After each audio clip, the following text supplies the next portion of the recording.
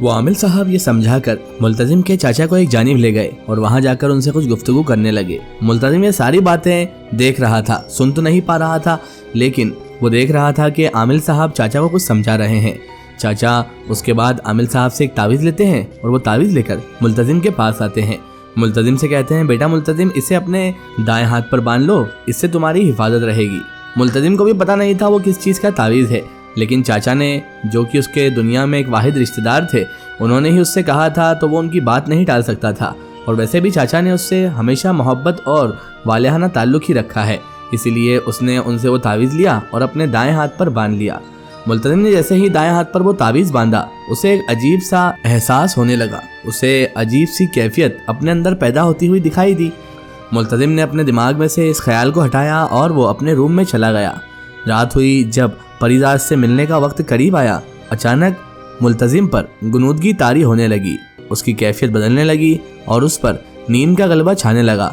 न जाने कब ही वो बिस्तर पर लेटा और जब उसकी आंख खुली तो देखा कि सुबह के 7 बज रहे थे। मुल्तजिम तो हैरान रह गया, वो कल रोशनी से मिलने ही नहीं गया। वो बहुत घबरा गया, सोचने लगा बेचारी रोशनी कितनी परेशान हो रही होगी, हिसार की वजह से वो घर में भी नहीं आ सकती और मैं उससे कल मिलने नहीं गया। शायद उसने मेरा बहुत इंतजार किया होगा, लेकिन अब कर भी क्या सकता था वो, रात तो गुजर चुकी थी। उसने कहा, कोई ना, आज मैं चला जाऊंगा और रोशनी से मिल लूंगा। सुबह उठकर उसने नाश्ता वगैरह किया। आज चाची के चेहरे पर उसे अलग ही चमक दिखाई दे रही थी। चाची बहुत खुश हो रही थी और चाचा भी थोड़े सुकून व इत्मीनान में थे। उसे समझ नहीं आ रहा था कि चाची की खुशी की वजह क्या है। बहरहाल मुल्तजिम अपने चाचा के साथ उनकी दुकान पर चला गया। दिन भर उसने काम किया और रात को जब घर आया और जैसे ही फिर से 12 बजे तो अचानक उसे फिर से गुनूदगी तारी होने लगी। वो उठा और उसने सोचा कि अभी मुंह हाथ धो लेता हूँ ताकि ये गुनूदगी हट जाए और फिर मैं रोशनी से मिलने चला जाऊँगा। लेकिन वो मुंह हाथ धोकर जैसे ही आकर बिस्तर पर बैठा तो उसे ऐसी बेहोशी जैसी नींद आने लगी जैसे मानो अब वो गिर ही जाएगा बिस्तर पर। और ऐसा ही हुआ। न जाने कब उसकी नींद लगी और न जाने कब वो सो गया कि जब उसने आँख खोली तो फिर से सुबह के 7:30-8 बज रहे थे। वो हैरान रह गया कि आखिर ये रोज़ का रोज़ मुझे हो क्या रहा है। आखिर ये कैसी गुनूदगी है जो उस वक्त ही तारी होती है जब मुझे रोशनी से मिलने जाना होता है। मैं आज भी उससे ना मिल पाया, बेचारी मेरा आज भी इंतज़ार कर रही होगी। अब मुल्तजिम को शक होने लगा था कि ज़रूर इसमें कोई ना कोई गड़बड़ ज़रूर है। रोज़ मुझे उस रात को ही उसी वक्त पर नींद आना, इस मामले में कुछ ना कुछ तो दाल में काला है। उसने सोचा कि हो सकता है खाने में मुझे कुछ मिलाकर दिया जा रहा हो।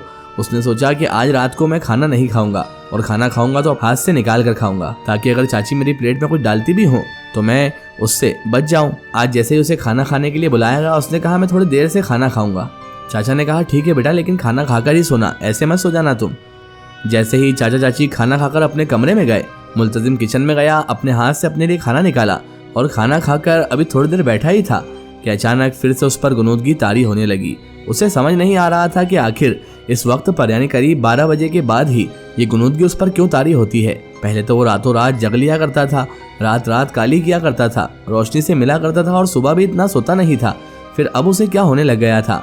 अभी वो इतना समझ पाता कि उस पर इस तरह गुनूदगी तारी हुई कि उसे नींद आ गई। नींद जब खुली तो देखा सुबह के 8 बज रहे थे। अब तो वो समझ गया था कि खाने में कुछ गड़बड़ नहीं है, बल्कि मेरे साथ ही कोई प्रॉब्लम हो गई है, लेकिन उसके समझ में भी नहीं आ रहा था। उसने सोचा क्यों ना आज दिन में ही बहाना बनाकर पहले छुट्टी की जाए और आज बिना खाना खाए ही दिन में ही खाना खा लूँगा और रात को देर तक खाना नहीं खाऊंगा और सीधे रोशनी से मिलने जाऊँगा। लेकिन उसे क्या पता था कि खाने से इस गुनूदगी का, इस नींद का कोई ताल्लुक ही नहीं है। बहरहाल उसने अपने प्लान के मुताबिक किया, लेकिन फिर भी वो रात को सो ही गया। अब उसे कुछ समझ में नहीं आ रहा था कि आखिर ये माजरा क्या है। रोज़ वो सोता, सुबह सीधे 8-7 बजे नींद उसकी खुलती। वो बहुत परेशान था क्योंकि रोशनी की मोहब्बत उसके दिल में थी और वो रोशनी से मिल नहीं पा रहा था। और उधर यही हाल रोशनी का भी होगा, उसे ये अच्छे से इल्म था। रोशनी क्या सोच रही होगी, वो बार बार यही सोच रहा था। बहरहाल वो आज जब गुस्ल खाने गया तो अचानक उसे वो दाएं हाथ पर तावीज़ बंधा हुआ दिखा। वो सोचने लगा कहीं इस तावीज़ की वजह से तो। तब जाकर उसके दिमाग की बत्ती जली और वो कहने लगा, अब समझ आया चाचा मुझे ये तावीज़ बांधने का क्यों कह रहे थे। और अमिल साहब ने उधर ले जाकर ये तावीज़ चाचा को इसीलिए दिया था ताकि मैं परिजात से मिल ना पाऊँ। शायद यही गड़बड़ है। उसने भी अपने दिमाग का इस्तेमाल किया और उस तावीज़ को उतार कर जेब में रख लिया। रात को जैसे ही वो खाना खाकर कमरे में आया, आज उसे बिल्कुल तरोताज़गी महसूस हो रही थी। किसी तरह की गुनूदगी या फिर किसी तरह की नींद उसे नहीं आ रही थी। जैसे ही घर वाले सो गए तो वो उठा और सीधा अपने बिस्तर से उठकर उस परीजात के मुकाम पर चला गया जहाँ पर वो रोज मिला करता था। परीजात उसकी राह तकते हुए वहीं पर बैठी हुई थी। उसने सोचा कि आज मैं इसे सरप्राइज देता हूँ, यानी इसे चौंका देता हूँ। और वो पीछे से गया परीजात के और उसका हाथ पकड़ा। जैसे ही मुल्तजिम ने परीजात का हाथ पकड़ा, परीजात इतनी जोर से चीखी कि वो जंगल में आवाज पूरी गूंज उठी। और अचानक जिस जगह से मुल्तजिम ने परीजात का हाथ पकड़ा था वहां से धुआं निकलने लगा और परीजात का हाथ उस जगह से जल गया।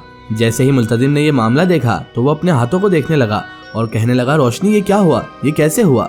रोशनी बोली, मुझे भी नहीं पता मुल्तजिम, हो ना हो तुम्हारे आसपास कोई हिसार है या फिर कोई चीज तुम्हारे पास ऐसी है जिस वजह से मैं तुम्हारे करीब नहीं आ सकती हूँ। जैसे ही रोशनी ने किसी चीज का जिक्र किया, मुल्तजिम को वो तावीज़ ध्यान आ गया जो अभी तक उसकी जेब में रखा हुआ था। मुल्तजिम ने उस तावीज़ को निकाला और कहा, शायद यही हमारी जुदाई का जरिया बन रहा है, इसी वजह से शायद तुम्हारा हाथ जल गया है। मुल्तजिम ने उस तावीज़ को तालाब में ठंडा कर दिया, यानी तालाब में बहा दिया। और फिर जैसे ही उसने रोशनी को छुआ तो रोशनी को इस बार कुछ भी ना हुआ था। वो रोने लग गया, उसकी आंखों में आंसू आ गए। कहने लगा, रोशनी मेरी वजह से तुम्हारा हाथ। रोशनी कहने लगी, तुम्हारी इसमें कोई गलती नहीं है, ये सब तुम्हारे चाचा और चाची का किया कराया है। मुल्तजिम तुम भी जानते हो कि वो समझ चुके हैं कि तुम किसी रूहानी मखलूक़ात के चक्कर में हो, इसी वजह से वो मुझे तुमसे अलग करना चाहते हैं। उन्होंने इसीलिए घर का हिसार बनवाया, तुम्हारी जेब में तावीज़ रखा, और जो इतने दिन से तुम नहीं आ रहे थे शायद इसी तावीज़ की वजह से नहीं आ रहे होगे। मुल्तजिम को सारी कहानी समझ में आ गई। वो कहने लगा, तुम ठीक कहती हो रोशनी, इसी तावीज़ के कारण मुझे रोज़ ऐसी गुनूदगी तारी होती कि मैं तुम्हारे मिलने के वक्त पर ऐसा सोता कि सुबह सीधे मेरी नींद खुलती। लेकिन मैं ज़्यादा दिन तक इस चंगुल में नहीं रह सकता था। आज मुझे समझ आ चुका था रोशनी। और उसके बाद वो रोशनी के गले लग गया और फिर रोशनी उसे उसी जगह पर ले गई जहाँ पर अक्सर वो रात बिताया करते थे, और जाकर उन्होंने अपनी मोहब्बत को फिर से गुनाह वाले काम में शरीक किया और वो दो जिस्म एक जान हो गए। मुल्तजिम रोशनी से कहने लगा, रोशनी हमारा ये रिश्ता किसी तरह से भी कभी ज़िंदगी में मुकम्मल नहीं हो सकता। क्या हम सच में अपना वक्त ज़ाया कर रहे हैं?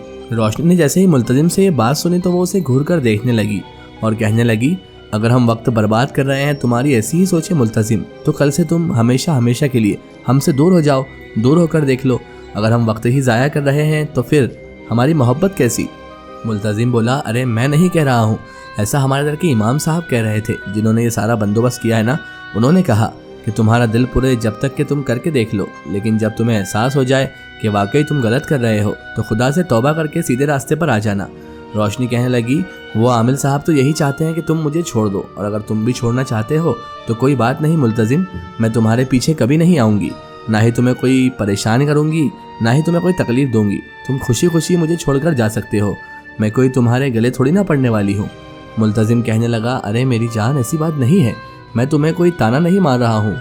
लेकिन रोशनी, उनकी बात सच थी, हमारे रिश्ते का कोई फ्यूचर नहीं है। रोशनी ने कहा, ये तो हम शुरू में ही बात कर चुके हैं, तुम सीधे सीधे कहो तुम्हें क्या कहना है।